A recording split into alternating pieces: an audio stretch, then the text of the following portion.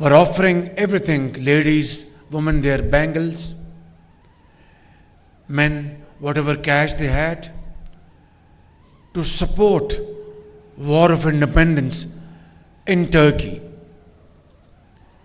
And little did our forefathers know that in return, our brothers and sisters in Turkey will reciprocate their genuine and sincere support towards their war of independence in a manner beyond imagination. And today, under the dynamic leadership of President Tayyip Erdogan, Turkey has been completely transformed. Its economy, a vibrant economy, most modern technology, at par with European standards. Not only that,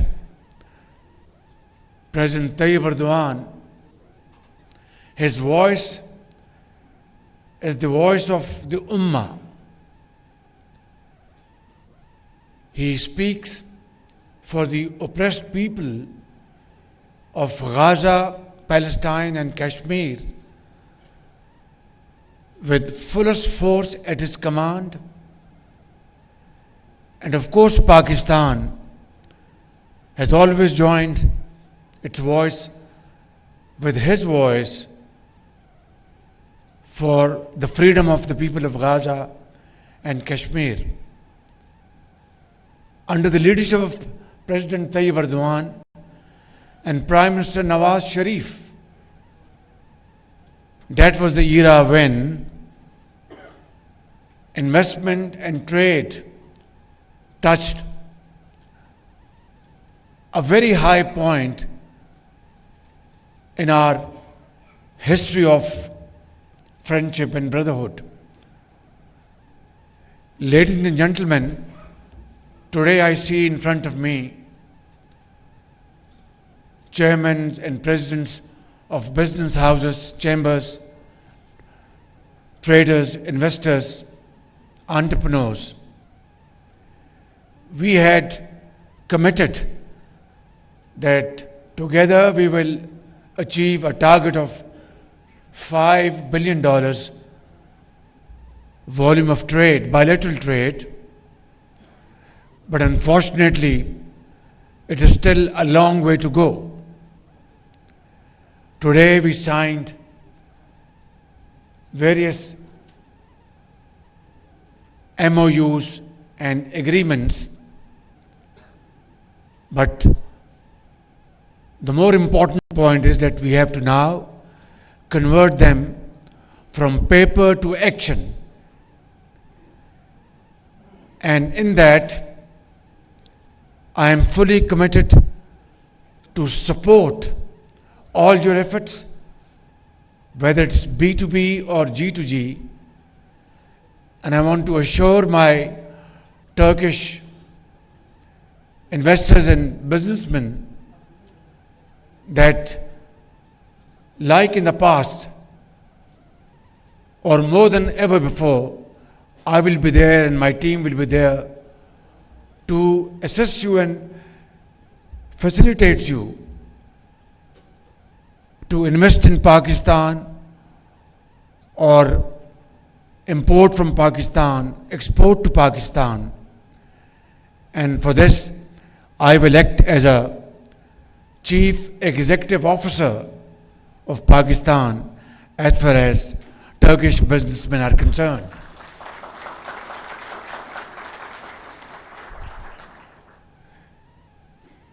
Before I conclude, because my very dear brother, President Tayyip Erdogan, will address us and give his pearls of wisdom as to how to further forge our brotherly relations, I want to once again sincerely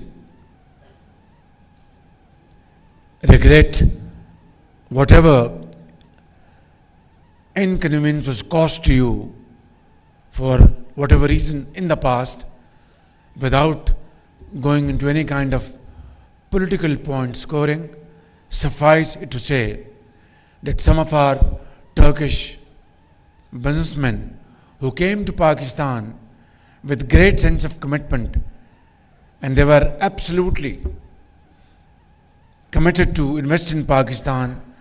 They did that investment, and Pakistan benefited, both sides benefited, but in the end of the day, some of them were given undue inconvenience, and we are extremely sorry for that. This should not have happened. It won't happen, and it shall not happen ever again. Ladies and gentlemen, this is your second home, Pakistan. Here is a great leader, not only of Turkey, but of Islamic world, and we are very proud of his leadership, his qualities, and inshallah, together, we will work harder to make Pakistan and Turkish friendship or fraternal bond like two souls and one heart. Pakistan-Turkey friendship, Zindabad. Thank you very much. Tashakkur ederim.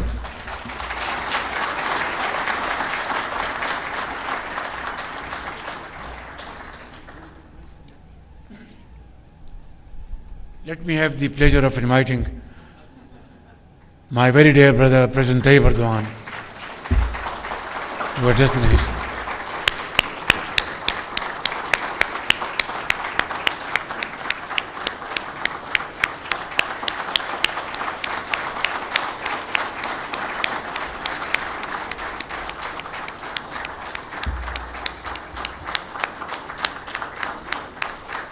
जोर से ताली बजाएं, जोर से भी जोर से.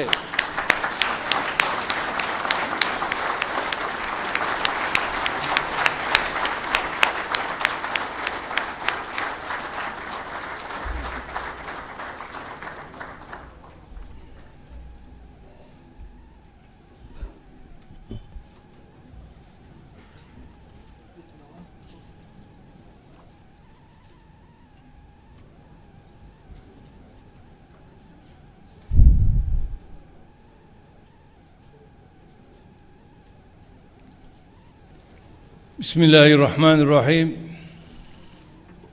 Değerli kardeşim, Başbakan Nawaz Şerif, Sayın Bakanlar, Türkiye ve Pakistan iş dünyasının değerli temsilcileri, muhterem kardeşlerim, Esselamu Aleyküm ve Rahmetullahi ve Berekatuhu. Sizleri Let me greet you all with most heartfelt feelings and with warm regards. I would like to express my great pleasure in attending this meeting together with my dear brother, Prime Minister Sharif. This meeting brings together the distinguished members of the Pakistani and Turkish business communities, and I wish that it will lead to beneficial outcomes. The existing bond between our hearts provides a fertile ground for realizing the true potential of our trade and economic relations. Our bilateral trade, praise be to Allah, is strengthening year by year. In 2024, our bilateral trade volume increased by approximately 30% compared to the previous year, and thus it reached its highest level ever and reached $1.4 billion. But we are still far behind our target of a $5 billion trade volume. Undoubtedly, we all have a role to play in realizing our potential. In this regard, I believe that expanding the scope of our existing preferential trade agreement and evolving it into a free trade agreement will contribute to a stable and balanced increase in trade volume. In fact, the joint declaration confirming this intention was signed today by our ministers of trade. Additionally, we need to improve combined freight transportation, ensure diversity in transport options, and make progress, particularly in road and rail transportation.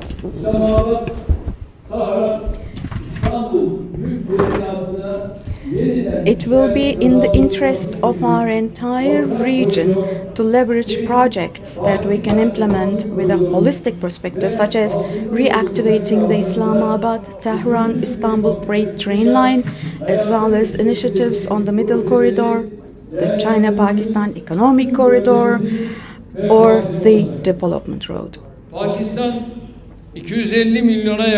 Pakistan, with its dynamic population of about 250 million, with its fertile agricultural lands and strategic position on international trade routes, is among the leading candidates to become one of the major economies of the future today. Pakistan's evolving economy is expected to undertake significant projects in the coming period, particularly in the fields of energy, agriculture, healthcare, and infrastructure. Turkey recognizes this and is preparing accordingly for this vision. Today, more than 50 of our public and private sector companies are operating in Pakistan. As you already know, Turkey ranks second in the world in contracting services. And Turkish companies have also undertaken projects in Pakistan in the fields of contracting and technical consultancy with a total value of $3.5 billion. With Turkish investments in Pakistan exceeding $2 billion, we hope to further increase mutual investments.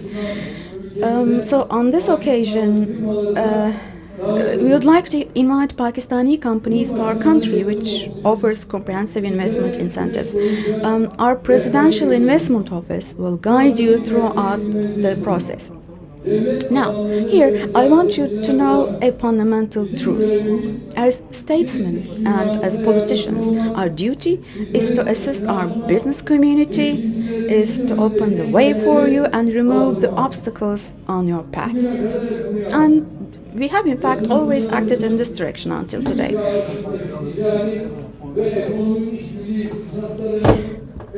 We have provided every kind of support to ensure that you make the most of the trade and economic cooperation opportunities between our two countries. And praise be to Allah, we have made visible progress in a short time through our joint efforts. God willing, inshallah, we will reach much better places. We will reap the benefits of Turkey-Pakistan cooperation in trade, investments, and other areas as well. My dear brothers and sisters, as you already know, on February the 6th, 2023, we experienced one of the biggest natural disasters in history. In two earthquakes of magnitude 7.7 and 7.6 respectively, that occurred consecutively in a very short period, 53,000 of our people lost their lives. But as in every period of our history, during these difficult days as well, we felt the support, the prayers, and the solidarity of the Pakistani people with us, starting with the first day onwards. I would like to once again express my gratitude to the people of Pakistan through my dear brother Sharif here. Just as you stood by us, we will also, without hesitation, continue to come to your aid in your times of hardship. Arkadaki insanlar konuşmamalılar. Depremin ikinci yıl dönümü. Last Thursday marked the second anniversary of the earthquake. I want to tell you the following. Now, despite the earthquake's direct cost to the Turkish economy reaching $104 billion and its indirect cost reaching $150 billion, currently we are rapidly healing our wounds. Despite the earthquake, we continue to advance confidently toward our goals in the economy, production, employment, investment, tourism, and the defense industry. In less than 2 years after the earthquake, we have handed over the keys to the 201,000th housing unit to our citizens whose homes were destroyed. By the end of the year, we plan to build 252,000 more housing units, God willing, inshallah, overcoming this heavy burden. While erasing the traces on the earthquake on one hand, we continue our economic advancements without slowing down on the other.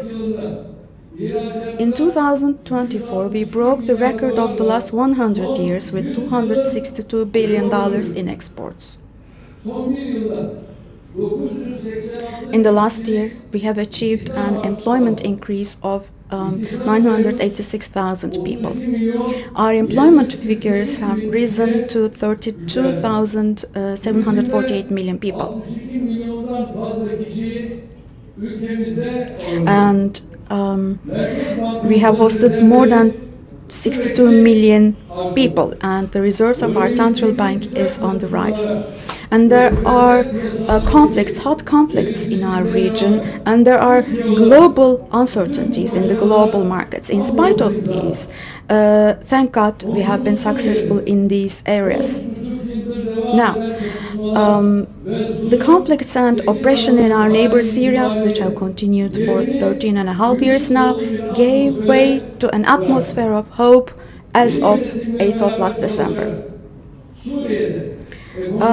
And we will work together with the new administration in Syria, and economy, investment, and trade. We will enter into a new process, entirely new process. My dear sisters and brothers, another important positive news, as you know, is the following. On the 19th of January, the good news came from Gaza. In Gaza, which has endured massacres and genocide by the occupying Israel for 15 months, a temporary ceasefire was eventually achieved thanks to a process in which we, as Turkey, also contributed. Now, our Gazan brothers and sisters are keeping to their promise, but unfortunately, because Israel hasn't been keeping its promise, the day before yesterday, unfortunately, the ceasefire again has bumped into a ceasefire, and again our region, they are trying to drag our region into blood and tears. Let me say the following, especially. Gaza belongs to our Gazan brothers and sisters, and inshallah, forever it will remain to be so.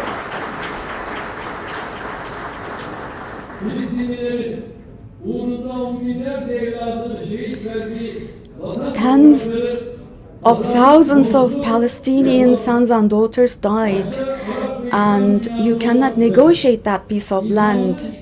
And the alliance of humanity, including Arab countries, should not leave the people of Gaza alone. I believe they won't do that.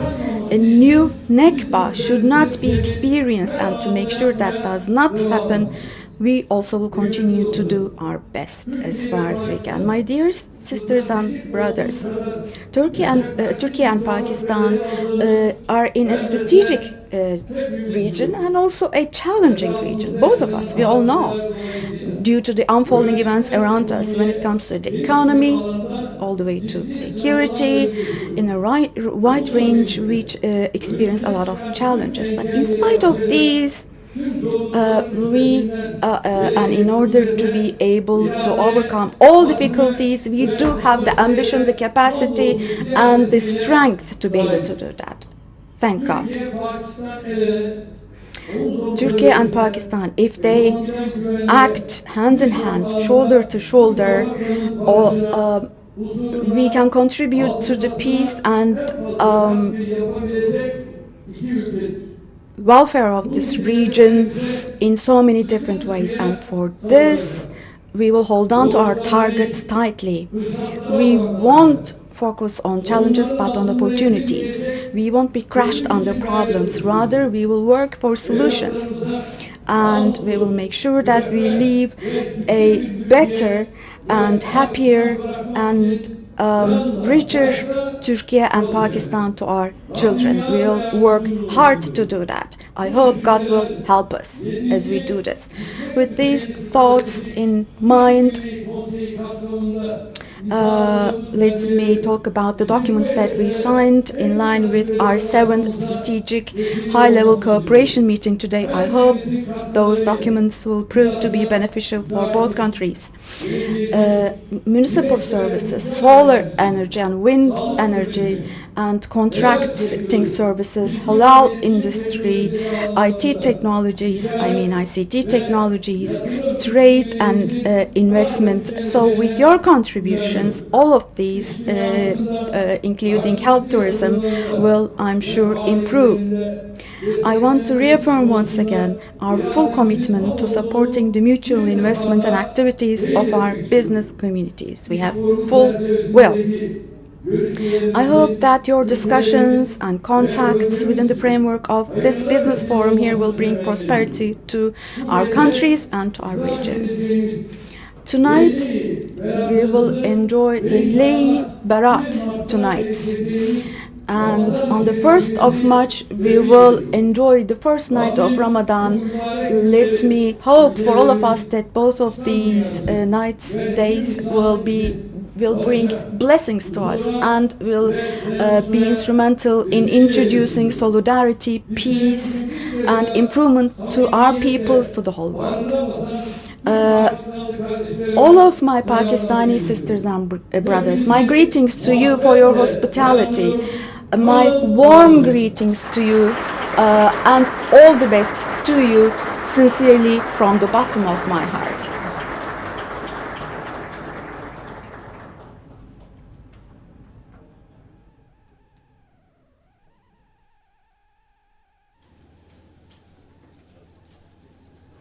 Thank you, Excellency, for your visionary address and unwavering commitment to strengthening Pakistan-Turkey relations. Ladies and gentlemen, with this, we conclude this session of the Pakistan-Turkey Business Forum and hope that this gathering will serve as a catalyst for greater collaboration, stronger partnerships. नाज़रीन, पाकिस्तान-तुर्की business forum के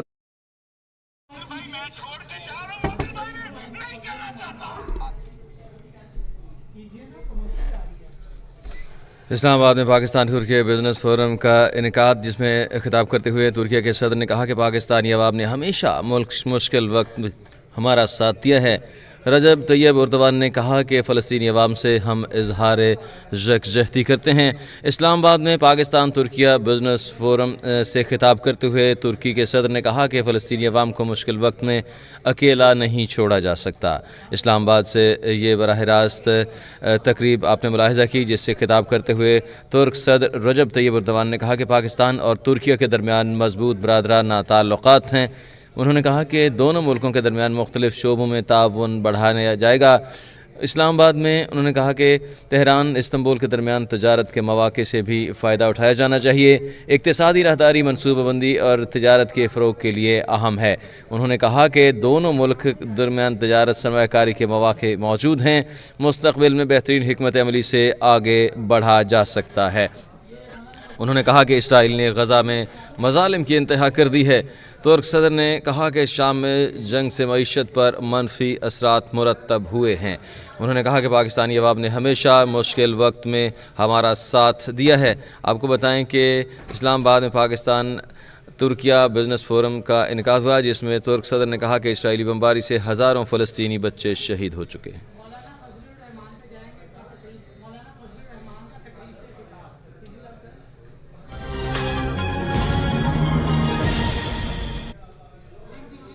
मौलाना फजलुर रहमान तकरीब से खिताब कर रहे हैं। हम किसी के ऊपर फेक इल्ज़ामात क्यों लगाते हैं? یہ ان کو حق دیا جائے، اور مجھے یقین ہے کہ اگر آج بھی آپ کو یہ حق مل جائے کہ آپ اپنا ضابطۂ اخلاق خود بنائیں گے تو حکومت سے بہت ہی بہتر بنائیں گے.